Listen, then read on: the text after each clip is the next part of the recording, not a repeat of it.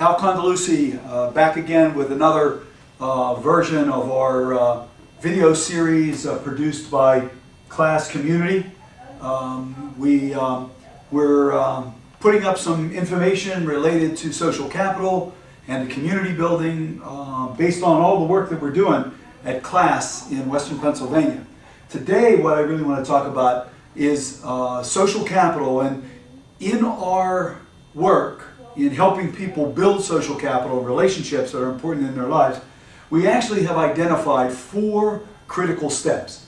And these are activities that we do on a regular basis in our work at Class, and it's also things we've written about and I've lectured extensively on around the United States and Canada and in Australia. And what I want to do is introduce you today in a simple way to these 4 steps, and then ask you to take a look at some of the things we've written for more detail. So, in thinking about social capital and relationships, we know that people really build relationships based on similarities and points of connection. So our first step in building social capital is to find the affinities that people have. Now, when we talk about finding affinities, what we really mean is really taking a look at people's passions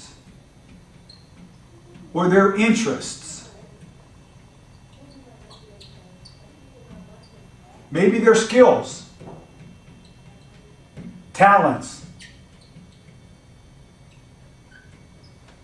maybe a hobby or an avocation that they have.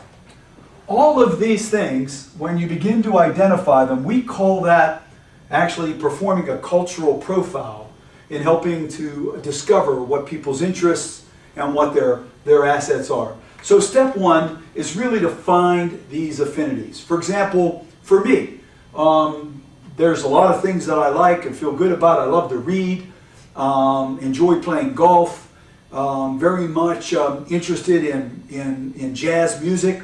So those are all things that I have as affinities.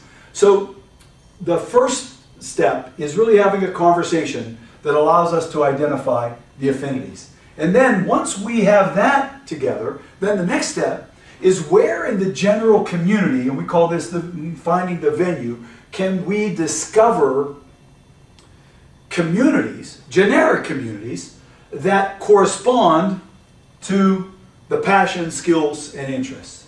And so in terms of the venue, what we really do is like to look around the community, and actually we use a website.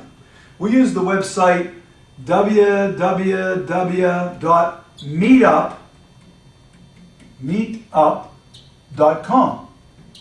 And if you're familiar with this website, when you go to it, it asks you, what area you live in. You put in your zip code or your postal code, some point of identification, and then it gives you a keyword box.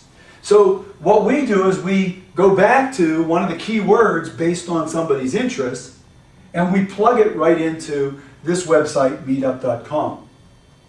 When we do that, it lists out all the clubs, groups, and associations that are relevant to the keyword search. Now, there's also other ways that you can discover a venue. You can, read the newspaper. You could take a look at bulletin boards in your community. You could ask people.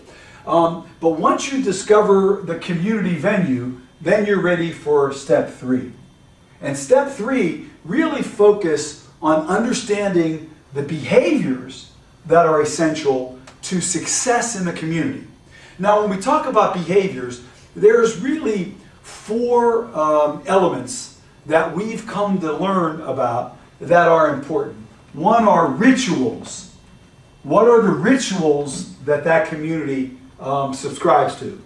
The second are what are the social patterns? In other words, where do people hang out? Where do they sit? Where do they stand? How do they engage in a social way? 3, what are the words? We call this jargon. What are the words that are used that other people use to communicate?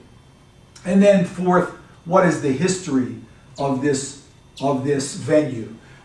So understanding these things then really set us up for the 4th step. Now, once we learn some of these things about the venue, in other words, once we've identified a venue, say we've identified a jazz music society, then we actually go and take a look at what are the expected behaviors so that we can actually coach the person in relationship to.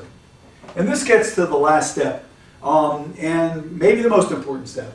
And that is finding a gatekeeper in that community who can broker an introduction of the new person. Now, the gatekeeper is an indigenous member of the venue.